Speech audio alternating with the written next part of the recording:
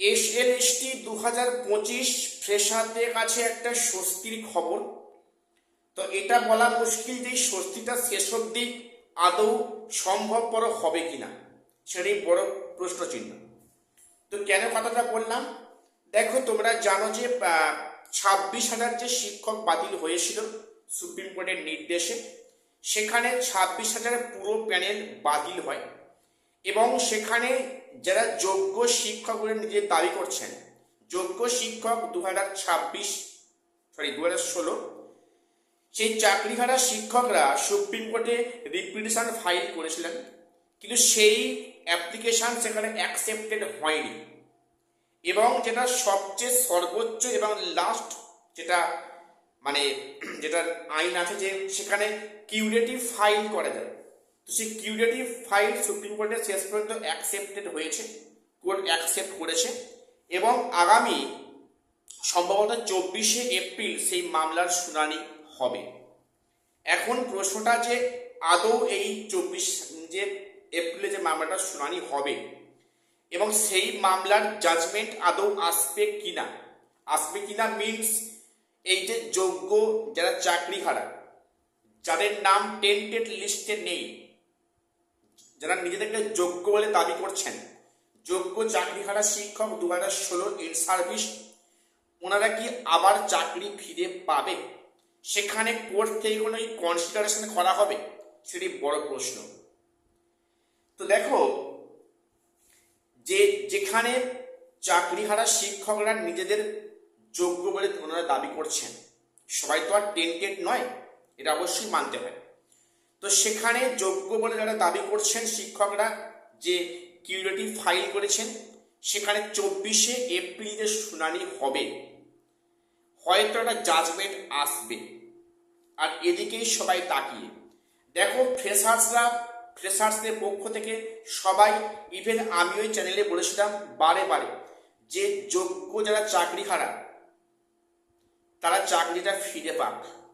তারা কেন পুনরায় পরীক্ষা দেবে? তারা একবার দিয়ে নিজেদের যোগ্যতা প্রমাণ দিয়েছে, কেন এই বারে বারে এটা রিপিটেশন হবে? কিছু জনের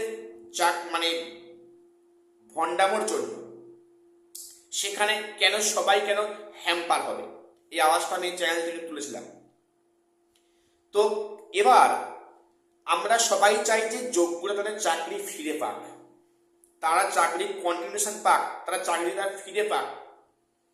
এবং এখানে যে তাদেরকে পরীক্ষায় পুনরায় বসিয়ে 2026-এর ফ্রেশারদের সঙ্গে 2016 ইনসার্ভিসে একসাথে বসিয়ে একটা দ্বন্দ্ব বাড়িয়েছে। এটা বাড়িয়েছে কারা? কমিশন এবং সরকার। এটা বলতে কোনো বাধা নেই। ফ্রেশার্স ভার্সেস ইন সার্ভিস যে আজকে একটা একটা দ্বন্দ্ব জায়গা তৈরি হয়েছে, এটা কারা বানিয়েছে? তো এখানে আমি বারে বারে আওয়াজ তুলে আসছি যে পরীক্ষা একসাথে হয়েছে হোক, সেখানে দুটো প্যানেলকে আলাদা করা হোক। এই প্রশ্নটা আমি চ্যানেলে বারে বারে উল্লেখ করেছি যে প্যানেলটা আলাদা করা হোক। সেক্ষেত্রে যারা ইন সার্ভিস যোগ্য, ওনাদের এক্সপিরিয়েন্সের 10 মার্কস দেওয়াতে কারো কোনো আপত্তি নেই, ওদের সাথে কোনো আপত্তি নেই।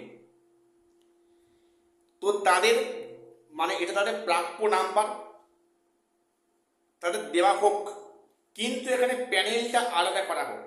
কেন একসাথে বসিয়ে ফ্রেশারদের 70 পেয়েও কেন সেখানে তাদেরকে ডাকা হয়নি? কেন এই অনিয়মটা হয়েছে?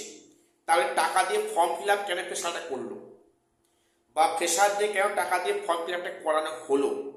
এই আওয়াজটা আমি তুলেছিলাম আমার এই চ্যানেলের মাধ্যমে। তো আমরা চাই, প্রথম থেকে বলে আসছি যে ফ্রেশারদের সঙ্গে ইন সার্ভিসদের কোনো দ্বন্দ্ব নেই, এই দ্বন্দ্বটা বাড়ানো হয়েছে। ইভেন আমি বারে বারে বলেছি যে পরীক্ষা একসাথে হয়েছে হোক, প্যানেলটা আলাদা করা হোক। সেক্ষেত্রে ইন সার্ভিসদের এক্সপিরিয়েন্সের মার্কস দেওয়াতে ফ্রেশারদের কোনো আপত্তি নেই, প্যানেলটা আলাদা করা হোক। এবং এখানে তো 2026-এর তো ফ্রেশারদের জন্য আলাদা সিট আছে, তা প্যানেল আলাদা করলে সমস্যাটা কোথায় আছে? তো কাজেই যদি এই মামলা যদি শুনানি অবশ্যই হবে, তারপরে যদি কোনো পজিটিভ আপডেট উঠে আসে, আমরা চাই যোগ্যতা চাকরি ফিরে পাক।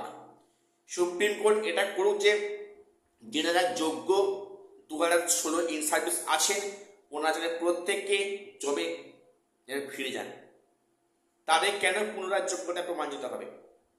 যারা যোগ্য, যারা টাকা দিয়ে চাকরি পায়নি।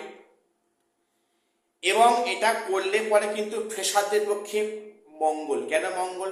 তাহলে সেক্ষেত্রে দেখ এটা করলে একটা সুবিধা আছে, যারা টেন্টেড তারা পুরো আউট হয়ে গেল, পুরো সেপারেট হয়ে গেল।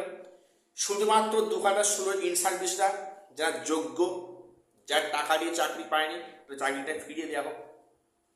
এটা করলে পরে ফ্রেশারদের জন্য সিটটা ফাঁকা থাকলো।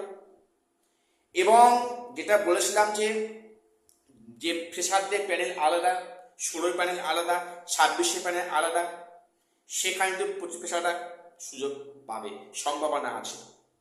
এবং এই যে সম্ভাবনাটা আছে এটা ডিপেন্ড করছে কিউরেটিভ ফাইল মামলায় কি রায় বা জাজমেন্ট আসে, বা আদৌ কোনো ফার্দার কোনো জাজমেন্ট কোর্ট দেয় কিনা। দেখো যেহেতু এই মামলাটা অ্যাকসেপ্ট করেছে তাই নিশ্চয়ই মামলাটা গ্রাউন্ড অবশ্যই আছে। এই মামলাটি অ্যাকসেপ্ট হয়েছে মিনস কোনো একটা ভ্যালিড গ্রাউন্ড কিন্তু অবশ্যই আছে। আর এখান থেকে এটা আসার আলো, এটা হলে কিন্তু ফ্রেশারদের পক্ষেও মঙ্গল, প্লাস যা 2016 ইন সার্ভিস যোগ্য শিক্ষক ওনাদের ক্ষেত্রে মঙ্গল। এখন দেখার বিষয় 24শে এপ্রিল কি হয়, আমাদের প্রত্যেকের সেই নজর থাকবে। তো চ্যানেলটা সাবস্ক্রাইব করে দিও বিভিন্ন আপডেট এসএসসি, পিএসসি এবং এসএসসি গ্রুপ সি, গ্রুপ ডির নিয়মিত খবরাখবর সবার আগে পাওয়ার জন্য। এটুকুই আপডেট দেওয়ার ছিল। দেখা হচ্ছে পরে কোনো ভিডিও।